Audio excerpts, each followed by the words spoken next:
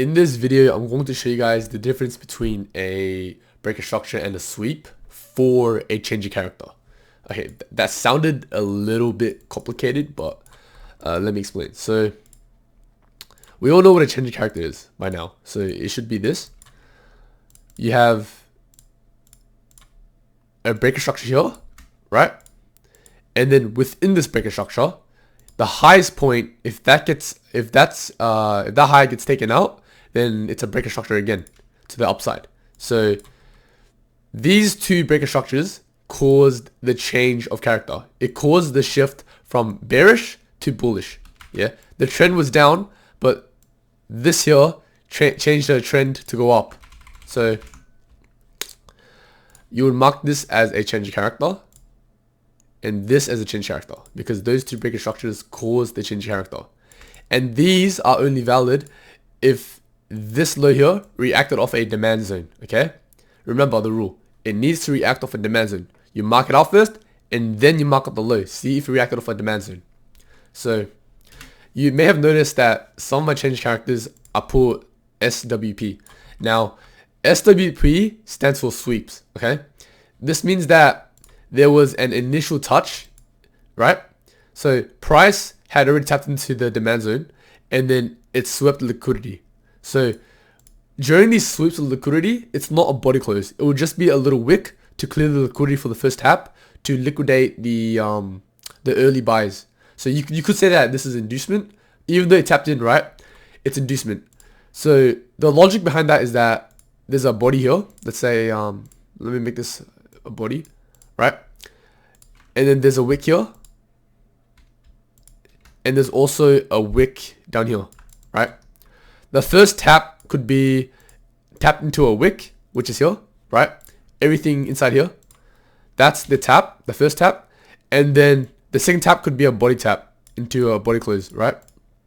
Once this happens, there's a whole sweep because price cleared the sweep. That's where like you have the refinement rule, where I told you guys about the refinement, where we refine it to the body. That's the valid S&D. And that's the real move, yeah? We have the sweep.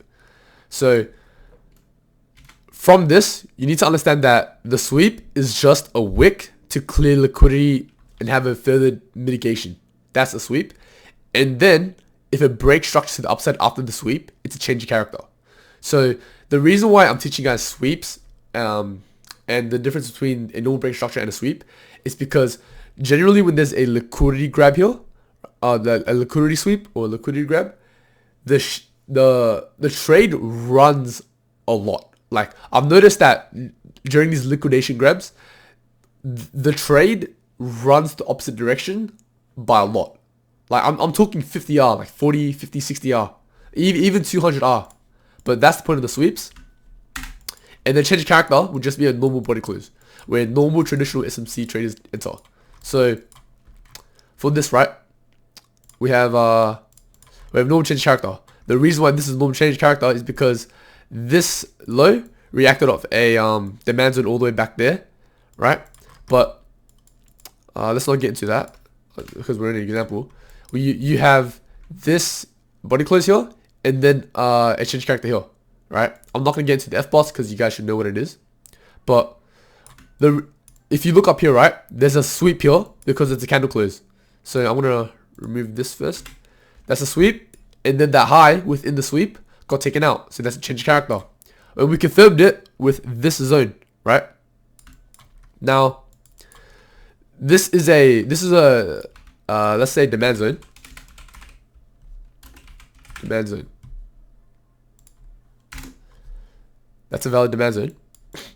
The first tap here, yeah, was the sweep, right? This was the inducement that cleared this too, but we knew that this wasn't a valid thing because there was the F-boss.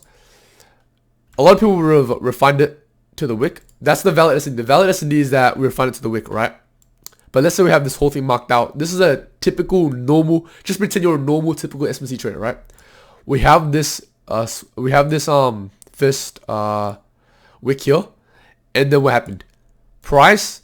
Now we could have took a trade here, right? Like that's fine. And the target is high. You could still make money because it swept this liquidity. But I don't want to get into too much detail about this liquidity sweep. I want to teach you guys the sweep here So what happened was price tapped in. Yeah. Once it tapped into this body, we refined it to the wick. That's the valid S&D. And then once we refined to the wick, we got the sweep of liquidity here. So we could have entered a trade here, but that was a valid trade. But let's say we did miss the trade, right? We wouldn't enter off anything here because all this here would be noise, right? But once we got that sweep, wick, you see how it's a wick? We saw this wick here. It's a sweep of liquidity. Grabbed it, tapped into our unmitigated wick, reversed, gave us a clear CHOCH, gave us the F-boss liquidity as well. But we're not going to get into detail about F-boss liquidity. And oopsies. And then once we got that valid CHOCH from the sweep, we marked out this demand zone, right? And then what happened? Price rejected off that demand zone, and then we took the trade from the body close. Now I'm just targeting this unmitigated wick. I'm thinking about a system where after sweeps, not CHOCHs, but sweeps and then CHOCH, I would take partials from these zones and then let it ride, because I'm seeing that a lot of them run. So I hope you guys understood that video. This video, if you don't, please comment down below, and then I'll make a better understanding of sweeps.